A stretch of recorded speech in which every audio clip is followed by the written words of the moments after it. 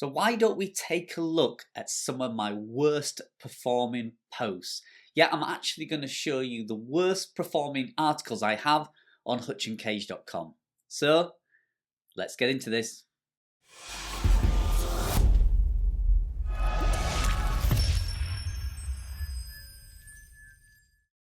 Hi and welcome back to my channel again. Today's video we're going to take a look at some of my worst performing articles. I have a question for you. When was the last time you actually looked and reviewed your worst performing articles? Think about it. Can you think when? Well, I know for me on certain websites, it's probably over a year on some of my websites since I looked back at some of the original content that I've published. And actually, when you do the numbers on it, it's actually the biggest ROI you can actually do for your time and money. Often just pumping content after content after content onto your site is not the way to go to get the best return on your investment. Sometimes just spending an hour or two on one particular piece of content that's not really bringing in the traffic that it should do is a better way of spending your time. And if you outsource that work, sometimes your money as well. Now, if your website is pretty new and you've only got a limited amount of content on there, then I suggest as always just to keep producing new quality pieces of content. But if your site's around a year old and you've got maybe 50 plus articles on there, it might be worth now spending some time and actually reviewing that content.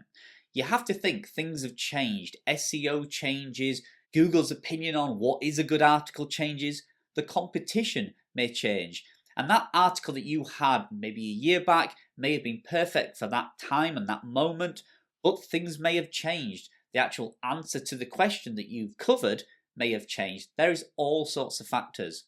But if you look at the last 6 months in your Google Analytics and take a look at the actual amount of traffic each post is getting, you may be quite shocked. So a question I always get asked is, Carl, how many visitors do your articles get?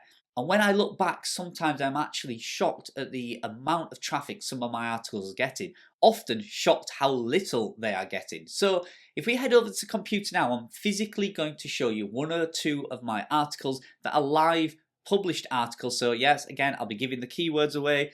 I'll be giving away the articles that I'm trying to rank. But I think it's really vital for us to have a look and see how much traffic some posts are actually getting and what we could do possibly to improve that and hopefully get a really good jump up in the SERP rankings and increase that traffic for a very small amount of work. Okay, so here we are. This is the website we're going to take a look at. For those of you who've not seen it before, it's hutchandcage.com. There's plenty of content on here and plenty of underperforming content to actually review. So the first thing you're going to want to do is go over to your Google Analytics.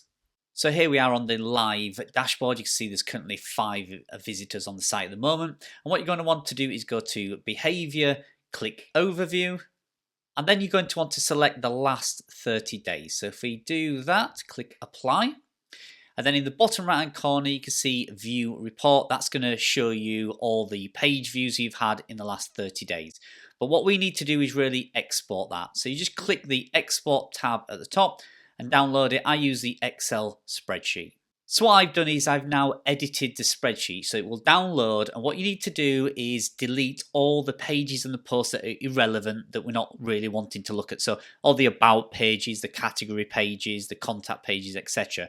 And what you should end up with is a clean spreadsheet that has all the articles with the traffic.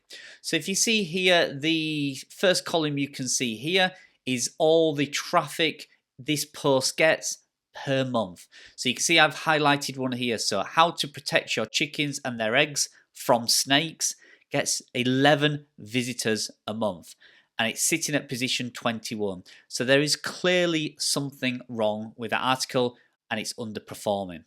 Now the ones you can see below there, I'm sure you'll understand why I blocked all the URLs out. You can see here as little as 6. So I have 2 articles that get 6 visitors a month. And you can see here on the right hand side, we've been updating this spreadsheet as and when we've done some of the things I'm going to show you in just a moment.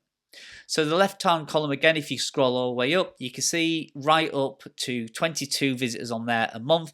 So you can see I have a lot of content that's underperforming. And in fact, I have a lot of articles under 250 page views. So per month, and that's what I tend to aim for. If an article's getting more than 250 page views a month and it's cost me $30 maybe, or a couple of hours of my time to write that, I'm happy with that post for the entirety of its lifespan to get 250 page views each month, every month. That's fine by me. But as you can see, these ones are really underperforming, so there's something drastically wrong with these articles. So let's take a look at one of the articles and let's see if we can spot what's going on. Okay, so the first thing I'm going to want to do is actually make sure the article is showing up in the SERP index, make sure there's no issues. So I type site colon and my domain name and then the title I'm actually searching for. And you can see here it has been picked up, so Google is definitely indexing the post, so there's no issues on that side of it. So we obviously need to look at what's causing that, and it must be the way the content is written or the topic, etc. So let's go have a look at the article itself. Okay, so here we are at the article, and we can take a look at the article itself. So it was published in September 2020, so it's had enough time to rank, and you can see some of the subcategories we're going for here and some images. So we need to spot why this is probably not doing very well. So you can see here right at the very start, so how to protect chickens and their eggs from snakes. So we have actually tried to win the snippet, but unfortunately, obviously we've not, because we're getting 6 views per month. So that's obvious we haven't done that. So when I take a look at this article, it is nicely written. There's not many grammatical errors, but there are some glaring issues on here which I would like to address. So things like these subheadings, so chicken wire. So it's not really answering a question or being a really relevant subheading. So chicken wire, so how to protect your chicken and their eggs, chicken wire. Okay, I get what the writer's doing here, but I would like to have something like, will chicken wire protect your chickens from snakes?